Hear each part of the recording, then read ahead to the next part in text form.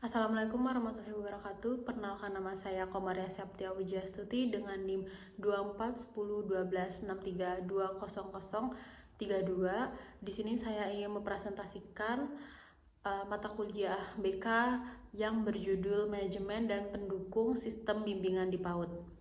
Saya akan menjelaskan tentang pengertian manajemen sumber daya manusia dalam BK. Jadi manajemen sumber daya manusia dalam bimbingan konseling mencakup perencanaan, rekrutmen, pelatihan, pengembangan, dan evaluasi tenaga konselor atau guru BK. Nah, tenaga BK harus memiliki kompetensi khusus dalam memahami perkembangan anak usia dini dan metode bimbingan yang sesuai. Lalu, apa saja tantangan dalam manajemen sumber daya manusia di bimbingan konseling? Yang pertama ada kurangnya pendidikan yang memiliki spesialisasi dalam BK yang ada di PAUD. Lalu kedua ada minimnya pelatihan dan pengembangan profesional bagi guru BK. Lalu yang ketiga ada kurangnya kesadaran akan pentingnya layanan bimbingan konseling dalam lingkungan PAUD. Nah, apa aja sih strategi peningkatan sumber daya manusia di BK? Nah, yang pertama itu ada pelatihan berkala untuk meningkatkan kompetensi tenaga bimbingan konseling. Lalu kedua ada merekrut tenaga profesional yang memiliki latar belakang psikologi atau konseling. Lalu yang ketiga adalah mendorong kerjasama antara PAUD dengan psikolog dan konselor anak untuk meningkatkan kualitas layanan BK. Fasilitas layanan atau sarana prasarana dalam BK, yaitu yang pertama ada sarana dan prasarana yang memadai akan mendukung efektivitas layanan BK. Lalu kedua ada fasilitas BK harus direncanai sesuai dengan kebutuhan anak usia dini, termasuk ruang yang nyaman, peralatan edukatif, dan alat bantu komunikasi yang sesuai. Jenis fasilitas dalam bimbingan konseling di PAUD itu yang pertama ada sarana. Sarana itu yang pertama ada alat pengumpul data seperti contohnya observasi, wawancara, catatan perkembangan anak. Lalu yang kedua ada alat penyimpan data atau seperti buku catatan pribadi, sistem administrasi BK. Lalu yang ketiga ada perlengkapan teknis seperti buku panduan BK, alat peraga, dan permainan edukatif. Lalu yang kedua ada prasarana. Nah, yang pertama itu ada ruang konseling yang nyaman dan kondusif. Kedua ada ruang kerja guru BK untuk menyusun program layanan. Lalu yang ketiga ada anggaran biaya yang memadai untuk pelaksanaan layanan BK. Apa saja permasalahan dalam penyediaan sarana dan prasarana BK? Yang pertama ada banyak PAUD masih memiliki keterbatasan dana untuk menyediakan fasilitas BK yang memadai. Yang kedua, kurangnya perhatian dari lembaga pendidikan terhadap pengadaan ruang dan peralatan BK. Lalu solusi untuk mengatasi keterbatasan sarana BK.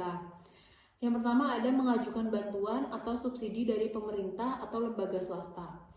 Lalu ada mengoptimalkan fasilitas yang ada dengan penggunaan yang lebih efektif. Lalu yang ketiga ada meningkatkan kerjasama dengan komunitas atau organisasi yang mendukung pendidikan anak usia dini. Manajemen pelaksanaan BK yang bermutu di PAUD. Nah, manajemen BK itu adalah proses perencanaan, pelaksanaan, dan evaluasi layanan bimbingan dan konseling di PAUD.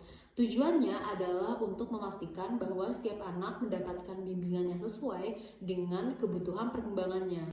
Jenis layanan bimbingan konseling yang ada di PAUD, yang pertama ada layanan pengumpulan data itu untuk mengidentifikasi kebutuhan anak. Lalu kedua ada layanan informasi untuk memberikan pemahaman kepada anak dan orang tua tentang perkembangan anak. Yang ketiga ada layanan konseling perorangan dan kelompok itu untuk membantu anak mengatasi masalah sosial emosional. Yang keempat ada layanan tindak lanjut yaitu membantu anak untuk terus berkembang setelah sesi bimbingan. Strategi manajemen BK yang efektif. Yang pertama ada integrasi BK dalam kurikulum, yaitu untuk mengajarkan keterampilan sosial melalui permainan dan cerita. Lalu yang kedua ada pengelolaan sumber daya manusia berkualitas, yaitu rekrutmen tenaga BK kompeten dan pelatihan berkala. Lalu yang ketiga ada optimalisasi sarana dan prasarana, yaitu ruang konseling nyaman, alat bantu yang edukatif. Yang keempat ada peningkatan peran orang tua, yaitu konsultasi dan seminar untuk mendukung perkembangan anak. Yang kelima ada metode konseling sesuai anak usia dini, yaitu konseling bermain, seni, dan kelompok. Lalu yang terakhir ada evaluasi dan pengembangan program, yaitu monitoring dan umpan balik untuk perbaikan layanan BK. Jadi pada kesimpulan kali ini, manajemen sumber daya manusia dalam BK sangat penting untuk memastikan layanan berjalan efektif dan profesional. Fasilitas dan sarana prasarana yang memadai mendukung keberhasilan layanan BK di PAUD. Manajemen BK yang baik dapat membantu perkembangan anak dalam aspek sosial, emosional, dan akademik. Strategi yang efektif seperti pelatihan guru, keterlibatan orang tua, dan metode konseling berbasis bermain dapat meningkatkan kualitas layanan BK. Evaluasi dan pengembangan berkelanjut diperlukan agar BK di PAUD semakin berkualitas dan bermanfaat bagi anak. Sekian presentasi dari saya. Mohon maaf jika ada salah kata dalam presentasi saya kali ini. Sekian dari saya. Wassalamualaikum warahmatullahi wabarakatuh.